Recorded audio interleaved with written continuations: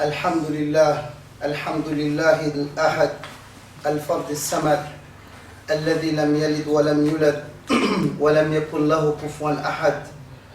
الحمد لله حمدا كثيرا طيبا مباركا فيه. يا رب لك الحمد كما ينبغي لجلال وجهك وعظيم سلطانك.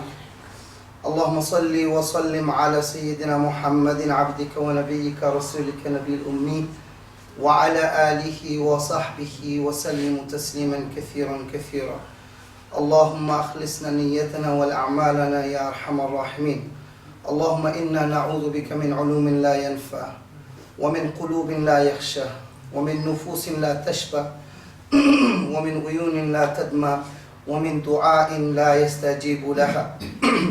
ربنا تقبل منا إنك أنت السميع العليم وتب علينا يا مولانا إنك أنت التواب الرحيم. My beloved brothers, possibly sisters, murabbis, people of my age, younger than me, assalamu alaikum wa rahmatullahi wa barakatuh. Alhamdulillah, we praise Allah subhanahu wa ta'ala for giving us the honor to be in His house, for guiding us, for honoring us to be a Muslim, to be part of the ummah of the final messenger Muhammad sallallahu alaihi wasallam, for giving us the light of guidance. For if Allah subhanahu wa ta'ala did not guide us, then we would not have been guided subhanahu wa ta'ala. And guidance is an honor and an opportunity for every one of us who's sitting here and those who believe in Allah and His messenger and the last days. We have been spending together going through a very important aspect in the life of a Muslim, that is how we connect all our words and our deeds with Allah subhanahu wa ta'ala's acceptance. And that is talking about the most important part of ourselves, and that is our soul. If our soul is not connected with Allah, then having our limbs connect to Allah will not give us the complete reward and acceptance from Allah subhanahu wa ta'ala. And it is our hearts that we have to work on, and it is our heart that Allah subhanahu wa ta'ala is looking at. How am I, am I the same inside as I am outside? So am I the one who prays and also feels connected to one's prayer because my inside wants to pray? Not that prayer is a burden for me, that I find comfort and rest in and through prayer. Or am I just fulfilling rituals every day of my life, and that the only thing that's happening to me is just I'm maintaining a mechanical existence and nothing beyond that? And for all of us, as I said, beginning with myself, it's a challenge to connect our deeds with the acceptance of Allah subhanahu wa ta'ala. And in the subject of purification of the heart or purification of the soul, we went through a number of things. And what I said at the beginning was that just because I'm sitting here, it makes me no better than any one of you here. For some of you may be more accepting to Allah than me sitting here. In fact, me sitting here means that my accountability with Allah is even more. Potentially because I am getting you to think that I have some abilities that maybe others don't in positive things. But the reality of my lackings is clearly known by Allah and also by myself. And I ask you to make dua for me and for dua for each other, that Allah subhanahu wa ta'ala makes our words and our deeds accepting to Him wherever we are and whenever we return to Him subhanahu wa ta'ala. We talked about the importance of intention. We talked about the importance of the heart and the way that the heart works and the heart sickness and the way the heart becomes sick, how to purify the heart. And we were talking about the 4 poisons of the heart. Now every one of us is on a struggle with our journey to Allah subhanahu wa ta'ala. Our journey to Allah subhanahu wa ta'ala has begun for me maybe at the age of 11, because when I'm baligh, when the accountability starts, when the angels on the right and the left begin to write, that's when the accountability begins. That is from that moment I will be answerable to Allah subhanahu wa ta'ala for everything I did and I said, wherever may it be. Unless He subhanahu wa ta'ala wants to forgive me, and that is up to Him by His mercy subhanahu wa ta'ala. That's when the accountability begins. So most of us sitting here are more or less going through the journeys of accountability. That, you know, the angels are writing anything good we're doing or anything opposite to good that we may be in. And life is a struggle. And we should be struggling. Those who are not struggling to surrender to Allah subhanahu wa ta'ala, then there is something wrong in their lives. We should constantly struggle to better ourselves. You know, when we talk about Islam and being Muslim, Islam is not something that is where you say, Islam is a state of becoming, not being. That, you know, every day that I find in myself and with my life, I try to become better in my submission to Allah subhanahu wa ta'ala. And what better way to increase the quality of that submission but through strengthening the quality of our ikhlas, our sincerity, our dedication with Allah for the sake of Allah subhanahu wa ta'ala. When we were talking about the heart as a whole and the way that the heart works, the sick heart, the healthy heart, the dead heart, and I pray that none of us here, of course, have a dead heart, but many humans exist on earth with dead hearts. Many of us may have sick hearts, and we want to be able to rectify those sick hearts to hearts that are much more healthier, much more living, much more enjoying of worshipping Allah subhanahu wa ta'ala in the small things and in the big things. And then we came to the subject of the 4 poisons of the heart. And last week, one of the poisons that we talked about, and this is a reminder to me, and maybe some of you, is the idea of unnecessary talking. And one of the things that I said to myself and to you all is that if we realize that our speech was action, and we all accept that we will be accountable for our actions, yes? So if we're going to do something, we think twice before we do it, because we know that we're going to be accountable. We should see speech in the same way, that we will be accountable for our words, and just like our deeds. If we could see speech as a form of action, then we will be much more measured about what Yahya says, or what you say, or what they say, or what people say. And we know that in general, when we talk about when we look at unnecessary talking, I'm not even talking about slandering and backbiting. This is another level.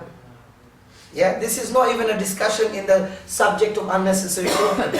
Backbiting, slandering, you don't need to be an alim to discover it's wrong. The Quran is very crystal clear about, for example, the subject of backbiting. So clear that Allah uses a metaphor to say, look, it's like, eating the dead flesh of your brother. Do we need any more clarity about backbiting from Allah subhanahu wa ta'ala? Suffice it from Allah just to say backbiting is not allowed. Allah could have just, reviewed a Quranic ayah very clearly to say that. Allah used a metaphor to drive home a sickness that I may have, some of us may have, and people in general have. The subject of backbiting is very easy to fall into. People sit in the mosque and spend time backbiting. Yes or no? Can you imagine, I come to the house of Allah subhanahu wa ta'ala, the whole of my life in general is supposed to be about dhikr, of remembrance of Allah. Anything I do, like we talked about, you can be a businessman. If your business is lawful, you behave with people truthfully, with justice, with good conduct, good character. This is ibadah. This is worship in the sight of Allah subhanahu wa ta'ala. Okay? So, if business can be regarded as ibadah in the outside world, which sometimes we see as dunya, when we're coming to the house of Allah subhanahu wa ta'ala and to spend time backbiting or allowing someone to talk in a backbiting form and being entertained by it through our ears is not acceptable to a believer. You may have to find a nice way of saying, brother stop, sister stop, or you may have to find a polite way of moving away from that kind of circle. Sometimes, when we come to the mosque regularly, it's very nice, but we also get into talking and discussion. That's okay, but what we have to do is be very careful. We get into a discussion, we might start talking about politics, and then suddenly, the whole door of backbiting opens, or we may talk about the neighbors and the whole door of backbiting opens, you know, that kind of thing. We have to be very careful. You know, I'm only saying that we're talking about unnecessary talking as one of the sickness or one of the poisons of the heart. So I'm not even talking about backbiting or slandering, because it's on another level. And in general, my assumption of you, and hopefully your assumption of me, is that we don't do that. Okay? That's the challenge, that we don't need to be talking about brothers or sisters. Don't backbite, don't slander, because that's not the way of a believer. It is not befitting that a man or a woman submits to Allah 5 times a day and engages in some form of backbiting or slander. It does not sit in the same place in any shape or form. There's no excuse for it. Yes, we could do it. It could come out as a joke, but it's not something that we should accept and tolerate. We all should seek forgiveness. And if Yahya, I'm talking about myself, has wronged a brother by speaking ill of him, then I have a responsibility to go to that brother and say, look, I spoke about you in that way. Please forgive me. Because if he doesn't or she doesn't forgive me, then you and I are stuck with Allah subhanahu wa ta'ala. Look how just Allah is. Allah could have said, come to me and I'll consider giving you respite. Allah said, no, go back to that creation of minds. Go back to your fellow human being. Go back to your brother or sister and seek their forgiveness before I will even entertain the door of forgiveness. And by the way, you know, we could even be backbiting about non-Muslims. Okay? There is no condition about that, unless these are very specific places. Okay? Otherwise, the same rule applies in the life of a believer to even backbite about a Muslim, non-Muslim for that matter. That's how grievous the issue is. But we're talking about unnecessary talking. We all know what unnecessary talking is. If there's any speech that doesn't benefit you with your connection with Allah, is unnecessary speech. That's how we should measure it. That what, you know, if I'm sitting in the mosque and talking and it's not needed, I'm not teaching, I'm not learning, I'm not doing any kind of dhikr, anything that makes me remember Allah, connects me to Allah, and helps someone else connect to Allah, is all unnecessary. It's not needed. It's not needed. You know, in general, there's a statement called silence is beautiful. Wallahi, you know, for someone like me, I have a bad habit of talking a lot, and I admit that in front of all of you. Sometimes you go to a place where there's no sound and you just enjoy that peace. You know, especially when we live in a very busy part of the world, and a city like London, which is one of the international capitals of the world, where it's so busy. When you drive outside to the country, you go to Essex, it's not too far from here. You go for a drive, you suddenly think, subhanallah, so peaceful, so calm.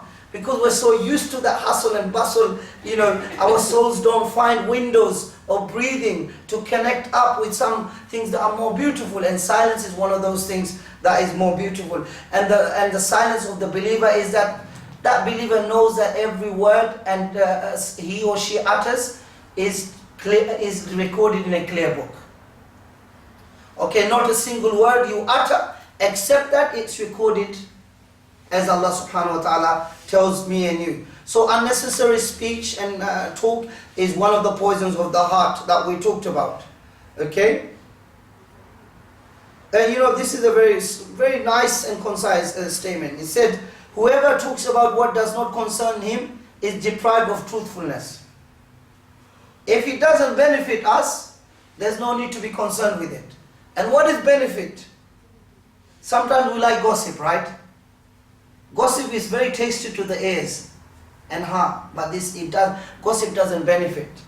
We also live in a culture where gossip is sold as entertainment. Okay? So we have to be even more careful. We have to be even more careful. Sometimes, you know what? Some of our non-Muslim fellows can learn a lot from us when we don't entertain gossip.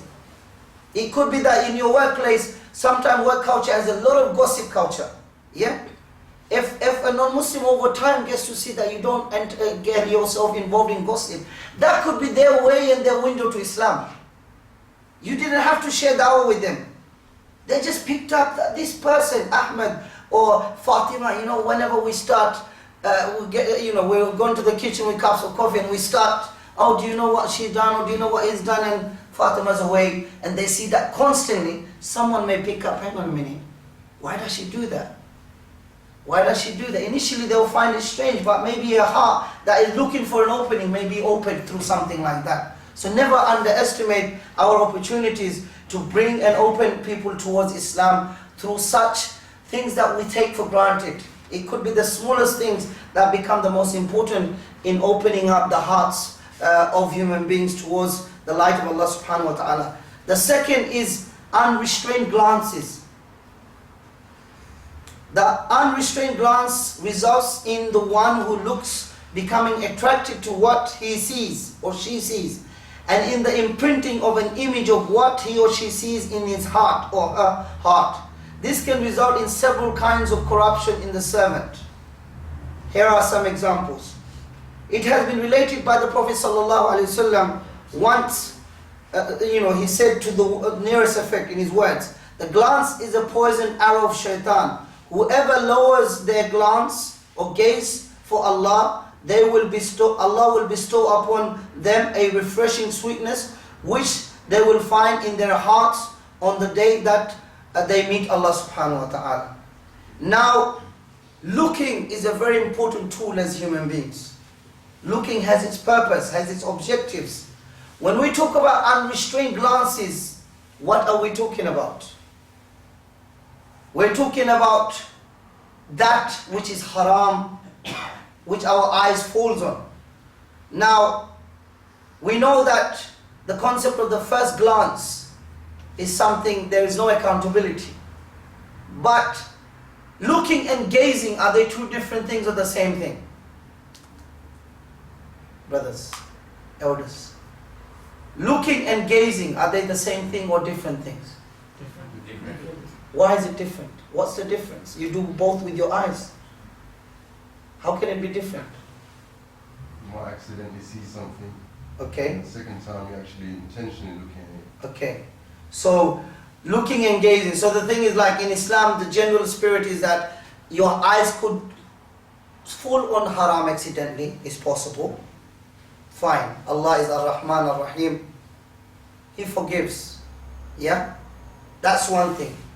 But then, to use the brain and the heart, then to gaze, is a choice that has been made by the servant. We have consciously made a choice. We have chosen. And that's where the issue is. When it comes to one of the poisons of the heart. Because, we are constantly, as a society, as a time and zone of the world that we live in at this moment of the world that we live in, the opportunities to gaze are unlimited. This very phone could be the poison to Yahya's heart.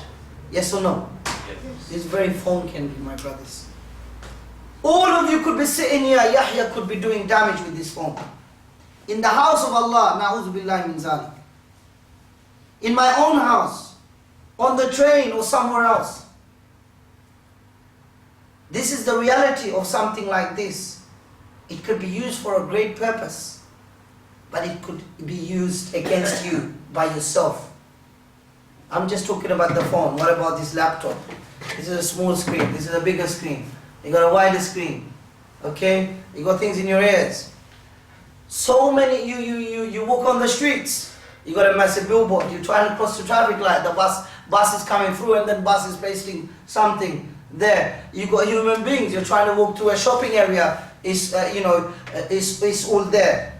So we live in a time and zone of the world where this particular wrong thing is so widespread, and therefore the believers have to work even harder, my dear brothers and sisters, if there are any. It's as difficult as it is for the Imam, as it is for many of us, with all due respect.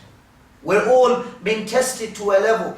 And let us remember that the greater the test is, the more the reward is with Allah subhanahu wa ta'ala. You might find Muslims who came before us were tested with other types of challenges. But when we live in this part of the world, and sorry to say not just this part, most parts of the world, where this has become like the second thing after money in terms of availability, okay? We have to work even harder, because this heart if he's going to submit in a way to Allah that is accepting, it needs protection and protecting. And it's hard work for me and for you. The difference between looking and gazing is very distinct. And a real believer develops that quality of being able to quickly switch. We all lack, we all have shortcomings. Allah subhanahu wa ta'ala is able to acknowledge and understand that. But Allah loves the people, once they realize, they switch and they try to be consistent. Yet again we can fall. But our sharing of the fact that this is one of the poison of the heart is very important. That, when we look at haram, if we constantly look at that haram, we can become desensitized. It means that after a while it doesn't affect Yahya. It doesn't affect you. Haram becomes normal. You see, when Muslims live in a time and a place, when you constantly see haram as something acceptable, then you have to be on guard even more. There's something wrong overall in the environment, and you have to guard yourself even more. And when it becomes more acceptable to Muslims, the haram is okay. Yes, we live in a part of the world where perhaps some of these harams are much more easily facilitated, but the more difficult the test, the greater the reward is with Allah subhanahu wa ta'ala. So we cannot, Yahya cannot, you cannot use that as an, where do I go, brother? I'm not asking you to go anywhere. Some of us will say that this part of the world is probably more helpful in us practicing our faith than maybe some of the parts of the world that our parents come from, with all due respect to some parts, because of the instability and all of that. Sometimes we find it more easy, to connect back with our faith and connect with our roots and try to be a good Muslim. Okay, so I'm not talking about, leave this place and go to that place. Yes, if you feel that this is not valuable for your belief and its values, find a place. The world is big enough. But the greater the test, the more the reward is. And we have to be very, very careful. Because when we look at haram initially, accidentally, it's forgiven. It's not even written, forget about forgiven. But when we then switch and intentionally turn back to that and make our looking become a gaze, then we will be answerable with our eye. Remember, on the day of judgment, and I remind myself before you, is that either our limbs will be for us or they will be against us. Our eyes will bear witness to the goodness that I expose my eyes to, or it will bear witness against and how I abuse the eyes that Allah subhanahu wa ta'ala gave me. And the idea of lowering our gaze is a very important concept in Islam. The concept of haya is a very important concept in Islam. The Prophet ﷺ teaches us all of haya is good. There is no part of haya in general that is bad. There are some exceptional cases.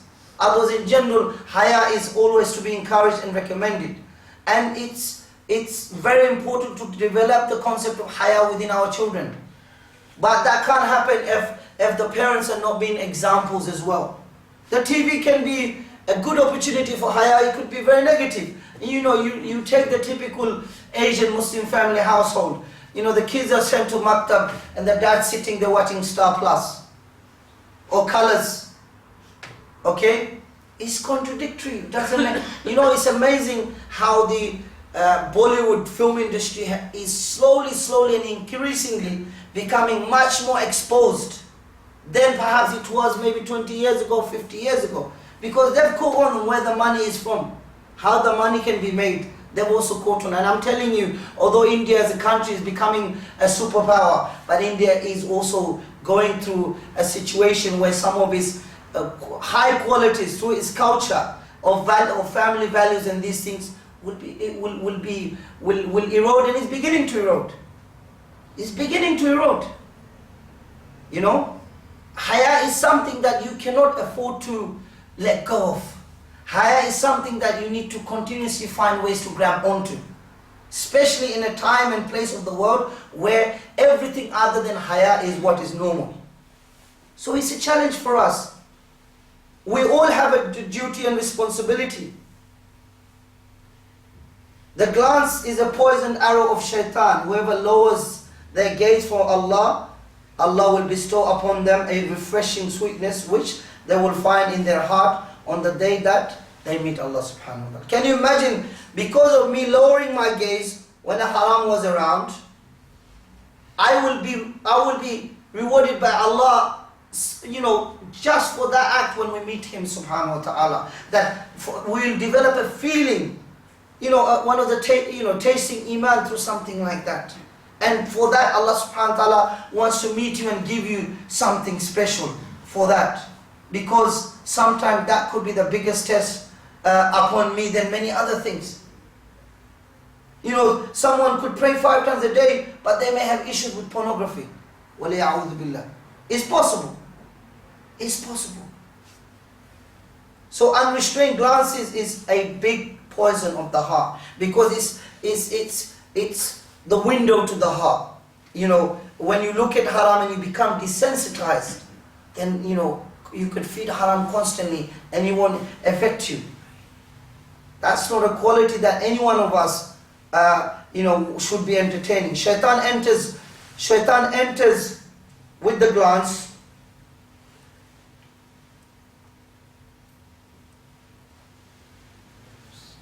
Shaitan enters with the glance, for he travels with it faster than the wind blowing through an empty place. He makes what is seen appear more beautiful than it really is, and transforms it into an idol for the heart to worship. Then he promises it false rewards, lights the fire of desires within it, and fuels it with the wood of forbidden actions which the servant would not have committed had it not been for this distorted image. So that, something that is not that great, Shaitan will make that look even greater, even more beautiful, even more enticing, to secure your attention. Don't forget, Shaitan is looking for not short-term damage, long-term damage. And the eyes can do a lot of long-term damage to the heart. It's very difficult to undo some of the damages that the eye does to the heart. And it really impacts the quality of our submission with Allah subhanahu wa ta'ala. It could make us fall into nifaq, hypocrisy, and we don't even realize it. We don't even realize it. So unrestrained glances is a severe concern for the believers. And Allah subhanahu wa ta'ala says, and do not obey anyone whose heart we have made forgetful in the remembrance of Allah, who follows his own desires and whose affairs has exceeded all bounds. We have to be very mindful of our hearts. The unrestrained gaze causes all of this sickness. Allah subhanahu wa ta'ala tells me and you very clearly, tell the believing men to lower their gaze and guard their modesty. That is more purifying for them. Surely Allah is aware of what they do. If this was not an issue, then Allah would not specify it so clearly. Tell the believing men. Can you imagine? He's talking about those who believe can be affected by this. He's instructing all of us to lower our gaze. Okay? Sometimes we also have an issue with understanding this. Sometimes in the lowering of gaze we become perhaps very unreal. Okay, and I'll give you an example. In general, the spirit of the Muslim, when they're talking to the opposite gender, in particular those who they could be married to, okay? Yes, we maintain a certain space between us in any transaction and conversation. That includes a physical space. That includes maybe how we use our eyes for that communication purpose. Okay? Now you could be in a situation where you work with a lot of non-Muslims. Okay? Imagine going to a meeting and what you do is that people are one of the ways of communicating in society in general is you look at each other, right? So what do? I've got a female boss who technically I could be married to, if they were Muslim, whatever. And then I look like this and they're talking to me. Is this communication? Is this conversation? Is this justice to what Allah is asking me to do as a believer in general and specifically? You come from a culture in which you are getting this education, this nurturing and all of that. If your introduction to Islam to that person is this, then this is not an introduction to Islam. This could be closing the door to that person ever towards the light of guidance. We have to find more dignified ways of doing so. You know, not every situation should warrant the same outlook and attitude. Okay? If you think your boss is too attractive and you cannot work there, you find a polite way of finding a new job. That's something that could be encouraged by you. But for you to be like that in saying, oh, I'm obeying Allah, you may assume you're obeying Allah, you may actually not be obeying Allah subhanahu wa ta'ala. Because the first introduction that this lady is getting from Yahya is that his head is down and she's trying to communicate. And then Yahya is supposed to be saying, this is my faith. Really what she should be getting is that Yahya is connected to a value to believing in one God. That should come out. That should come out. Generally what she should be getting is that Yahya is a faithful man. He has something different about him. He's got discipline. He's got manners connected to the faith that he has. That should be the... And you know, over time you could have a discussion about how Islam sees this as a subject. That could come about. And you might find that your boss is very respectful of that. You know, we were in the car today going to Luton. I don't want to take too long. And there was one brother was mentioning that one sister, she's you know, a young Muslim sister. She's going to a school to teach children. Yeah? And you know, in school, one of the things you teach at primary level is phonetics. Yeah? Phonetics is like tajweed. You know, how to pronounce words. So you have to have certain sounds. You have to move your mouth in a certain way. Phonics. Yeah, phonics. Yeah? Phonics. Okay? Now, this sister insisted on wanting to, that teacher, that sister's boss, out of respect for her, gave her a domain where there were more women so that she could be more comfortable. Okay? But this sister didn't have it within her that if I'm going to teach children phonics, then they need to see how I move my lips. Yeah? Now, in her thinking, what she's doing is Islam. She's perhaps actually not fulfilling the role of the job that she has and she has chosen to take. And you know, if she's teaching kids, there's no reason why she cannot, in general, actually reveal her face to those children to teach a subject that requires for children to see how the lips and the tongue and the mouth move for that subject matter. For me, what was amazing was that the teacher, who was her boss, was so respectful of this girl wanting to value her faith that she gave her a space to interact with an all-female environment. But the sad thing was that this sister couldn't pick up on the issue that, look, hang on a minute, I'm trying to be someone maybe Islam is not even asking me for in the first place, because I'm assuming that, you know, everywhere I go, anything I do, it needs to be in that shape and form. There is a place and space. Don't get me wrong here. I'm not discouraging niqab or anything like that. I'm just saying that these are primary school kids, okay? You're in an environment where they're trying to learn. If you think still even then you want to not do it, don't take the job. Nothing's forcing you to do that. But what was inspiring for me was that non-Muslim having so much consciousness of the needs of that person. For me, it's like, you know, that person is probably a strong believer without belief. Sorry to use that term in that way. We have to be very careful. So I'm just giving you an example of how when we misunderstand issues that are very important, we could get it very wrong. So unrestrained glances is one of those things definitely we must be very careful of. We must protect our eyes, we must protect our hearts, but it needs to be done properly and in balance and in moderation. In Islam, nothing in excess is of value. Okay? We should always strive to come to a balanced reality of things. And then the last one I'm going to do, inshallah, and then we will finish. So we talked about unnecessary speech. We touched upon the idea of unrestrained glances. And brothers, this is a big challenge for us as individuals, and particularly who are becoming parents. Our children are facing this constantly.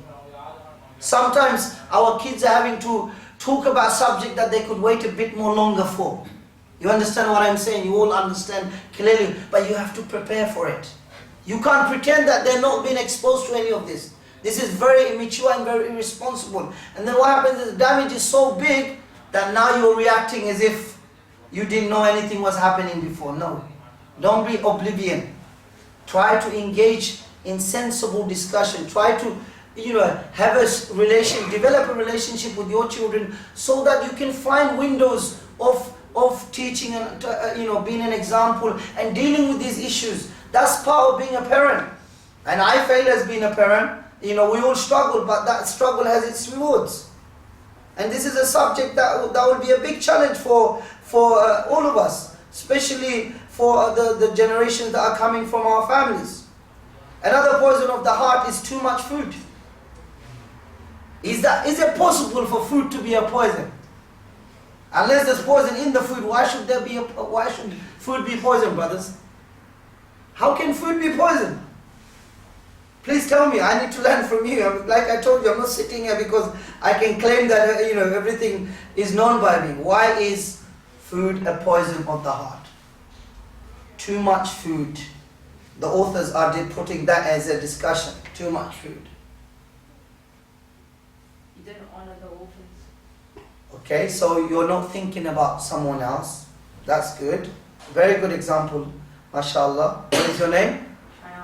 Shayal, how old are you? I'm 12. MashaAllah. May Allah bless you. Thank you so much for what a good example. So you're not thinking about others. Anything else, brothers? Why is too much food a poison of the heart? We understood quite easily how unrestrained glances can be a poison and how pictures can be imprinted on our hearts, and it takes a long time to undo that print. Okay, how can food do damage to our hearts? The consumption of small amounts of food guarantees tenderness of the heart, strength of the intellect, humility of the self, weakness of desires, and gentleness of temperament. Immoderate eating brings about the opposite of these praiseworthy qualities. Al-Miqdad ibn Ma'ad Yakrib said, I heard the Messenger of Allah sallallahu alaihi wasallam say, the son of Adam fills no vessel more displeasing to Allah than his or her stomach. A few morsels should be enough for them to preserve their strength. If they must fill it, then they should allow a third for food, a third for drink, and leave a third empty for easy breathing. Now, here's a nice question for me and you. Think about the last time you ate so much and then you came to Salah. How did it feel? That you just had dinner, mashallah, you had a big meal, everybody's there, biryani, nihari, and all of those things, and you also want to come and pray Salah. How did you find yourself physically? How comfortable was it? Tiring. Huh? Tiring. Tiring. What, eating the food or submitting to Allah to pray? Can you imagine? Excessive food. Can you imagine? Look, I'm slightly fat, I have to admit that, in front of you all, yeah? Even with this, sometimes ruku and sujood becomes as if like the elephant is sitting on my back.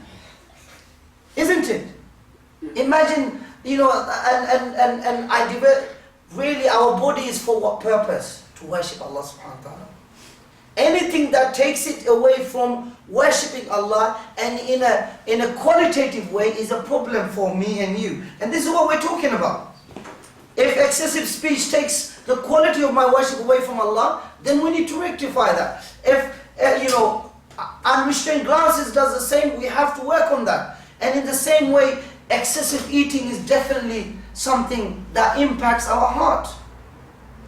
Now, if you look at, the Prophet ﷺ saying that, the worst vessel, generally the description of vessel is what? A ship. A ship is described as a vessel. So he's given a metaphor of a vessel, but he's talking about stomach, if you like. He said that the worst vessel to fill by the son of Adam is his or her stomach. And if they're going to fill it, then the way it should be done, he's saying, is 1/3 is for food, 1/3 is for water, and 1/3 is for some breathing space. Sometimes if the breathing space could talk to us after we eat, it would complain constantly. Say, "Ah, what are you doing? Stop this. I can't breathe." You know, when we run and get tired, we talk about not being able to breathe. But just through eating, the burden that we give to our spiritual quality. And not only that, you know, we as Muslims, we're very concerned about eating halal. That's very, very important. But we're not as concerned about eating halal and eating tayyib. It's very different, isn't it? Halal is fulfilling the basic line of being able to eat. But tayyib is the one that adds the spiritual quality to all of the food that we eat. Chicken, we're living in a time and space where chicken and chips is probably more important to your children, yeah, than any other food on earth. I'm sorry, that's the reality. You know, all you have to do is you know, at 3:30 just walk around the streets. The kids are, it's almost like they were in a prison. They've been released, and the first place they get to is what? Come on, boys, tell me the truth. Huh? Chicken and chips. Can you imagine? You know, and what's happened is our parents are also falling into this. They're finding that this is a nice, easy escape. You know, let me buy him a box. And that box, you know, becomes once a week, and then it becomes twice a week. Next thing you know, you're giving him or her the money, and mashallah, they are doing the job themselves. It's a serious issue. You know, as in general, Muslims should not have issues with obesity. Yes or no? Yes. We should not have issues with obesity, but we are also part of the obesity issues. Europe has one of the worst obesity you know, rates in general of the world. Yes, we definitely live in a part of the world that in some ways is more blessed than any other. Whether it's because of greed or injustice is a different discussion. We're not going there. But the reality is that we have more than we need. You know, there is not a single fruit that grows on this earth over the 12 months of the year that you cannot find almost every day in your life. But when you or some of our elders were living in Pakistan or Bangladesh or India, you had an expectation that this season we will have this fruit. And it's only that season you have to wait for before you get that. But we live in a part of the world where the season is not an issue. You're getting the seasons of the world coming to you, to have guava, to have pine. You know, you will say, how can you have these kind of fruits at this time of the year? It doesn't have to grow here. It's growing somewhere. So the point I'm making is that we have plenty. And fast food is a big issue for all of us. And food in general should be something we should be concerned about. Real people who really want to strengthen their heart, connect with Allah, make their ibadah of quality, should be concerned with what they eat. You know that sometimes the Sahaba radiallahu anhum were more concerned about their food than Qiyamul Layl. You know, praying tahajjud. You know why? Because they wanted to make sure that the food that was going into them was lawful, was tayyib, was going to facilitate Qiyamul Layl. You know, our obesity doesn't even help us to pray 5 times a day, and we struggle. How can we talk about Qiyamul Layl, tahajjud or something like that? And the Prophet ﷺ is saying, look, you have to eat accepted. Allah has made things lawful for you. Allah is telling you to eat of the good things, tayyib things. But even when you do that, even if you're eating tayyib, it still needs to be in moderation. 1/3 for food, 1/3 for water, and 1/3 for breathing. And that's a challenge for me and for all of us. Food is connected to the quality of our heart. This is what I'm trying to get at, for me and for you. Do not think food does not have a connection with your ibadah. It has a 110% connection. Just simply eating too much and saying Allahu Akbar and trying to stand in prayer, and you find it difficult, that should be enough as a signal, physical signal, that you stand up, and because of the weight of your stomach, you find it difficult to concentrate. Can you imagine Allah has blessed you with all that food, and you want to submit to thank Him, and you're finding it difficult, and I'm finding it difficult. So let's not take eating, don't be shy in not eating less. Let's create a culture where we don't need, eating more doesn't mean that, mashallah, we've eaten or we've been grateful. Let's develop a more, we should be generous. In Islam, generosity is very important. But generosity and abuse are not the same thing. Yeah? To offer to our guests, our house and what we have. This is the spirit of our faith, of our Prophet ﷺ, of our deen, of Allah, of the Quran. We benefit from that. But generosity and excess are not the same thing. Allah says, "Kulu washrabu wa la tusrifu. Inna Allah la yuhibbul musrifin." Eat and drink, do not be excess, for Allah does not love those who are excess. The term extremism is also known as israf. Is excess. Any forms of extreme is not allowed in Islam. You look at some of the Sahaba. What did they say to the Prophet ﷺ? I'm not going to get married. I'm going to pray all night. I'm going to fast all day. And what did the Prophet ﷺ say? What did he say? He said, I'm the one who fasts and breaks his fast. I'm the one who marries. I'm the one who prays and also sleeps. And this is my way. And if people are going to be claiming anything other than that, it's not my way. The Prophet ﷺ said, this is my way. He's teaching us Islam is balance. Allah tatghaw fil mizan. That Allah has made everything in just proportion. You read Surah Al-Rahman. It gives you a beautiful way of describing balance. And Allah is saying, eat and drink, but don't be excess, because Allah does not like excess.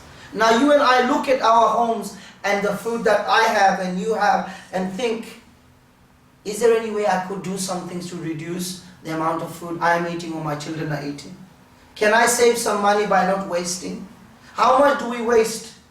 Can you imagine, when you talk about recycling, wallahi, if you look at places like India, Bangladesh, Pakistan, you have people that live on recycling, yes or no? They live on recycling. You throw your cigarette packets, you throw your bottles. This becomes the means for them to eat something at the end of the day. This is something that they treasure, something like that. But we're in plenty, and therefore the opportunity to become forgetful is very easy. And the last one, and I'll finish with that, my dear brothers and sisters, is keeping bad company. Friendship is a very important concept in Islam. Someone who doesn't have a friend, someone who doesn't have companions, is not necessarily the most healthy person that exists on earth. Human beings are social creatures. We need companionship. We need suhbah. We need to have association. We have different levels of suhbah. Through marriage, we have the closest companionship. That's one. Our children are another form of companionship. Our friends are another form of companionship. Unnecessary companionship is a chronic disease that causes much harm. How often have the wrong kind of companionship and intermixing deprive people of Allah's generosity, planting discord in their hearts, which even the passages of time, even if it were long enough for mountains to be worn away, has been unable to dispel. In keeping such company, one can find the roots of loss, both in this life and in the next life. How can companionship affect the heart, brothers? How can companionship affect the heart? In a positive or a negative way? The bad companies push you the bad companies.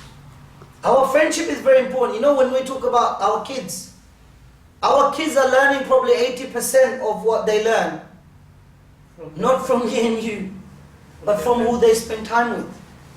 Well, they are learning even the phone pad now. They see Yes, of course. That's right. Technology. Children are getting Yes. with their hearts. Technology. Childhood. Technology is adding much more value to it in a positive and in a negative way. In general, we're talking about companions, our friends, or people who will spend time with. Either you have people who help you to remember Allah, or you have people who make you forget Allah. Let us check our friends in our association. Who do we spend a lot of our time with? And how useful are they with their words and their deeds in reminding us of Allah and the Akhirah? If Yahya's friendship has other than that, then Yahya needs to be concerned for him and his heart and his submission to Allah subhanahu wa ta'ala. In the same way about our kids, friendship, don't get me wrong, friendship should not be denied, but friendship must be guided, must be trained and built. It cannot be denied. What happens is that we find that our daughter is suddenly having interest in the opposite sex, so we try to deny it all. This is not the best and most befitting way. It needs to be done much earlier. And if that situation is there, there are very nice ways that Islam also gives space and opportunity, and we have to be mature and responsible. Sometimes our egos and our cultural roots might blind us from looking at practical and realistic solution. Coming back, friendship is very important. I'm not sitting here to say don't have friends. I'm sitting here to remind myself that who are my friends? How many of them remind me of Allah and His Messenger? How many of them remind me of the Akhirah? When I last sat with a friend, what was the discussion that I had? You will find a good friend is very rare to find. Amongst 50 of your closest friends, okay, forget 50 close friends. Within 5 close friends that you really say he's my close friend, how many of those friends actually help you to build your relationship with Allah? If those friends are not helping us build our relationship with Allah, then let me say this to myself and you, then they're helping you to build a relationship with other than Allah subhanahu wa ta'ala. It's black and white. There's no middle.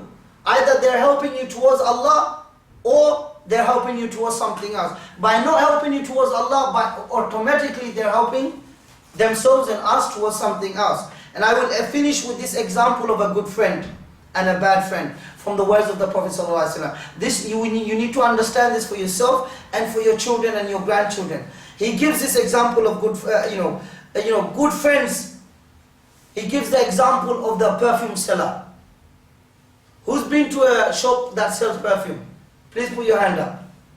It could be called the perfume shop. It could be called the attar shop. Somewhere they sell attar. Who's been to those shops? Somewhere you all have, I would say, some kind of fragrance. You all have. We have, yes. Everyone has. When you go to the attar shop or when you go to the perfume shop, before you even get there, do you find anything positive?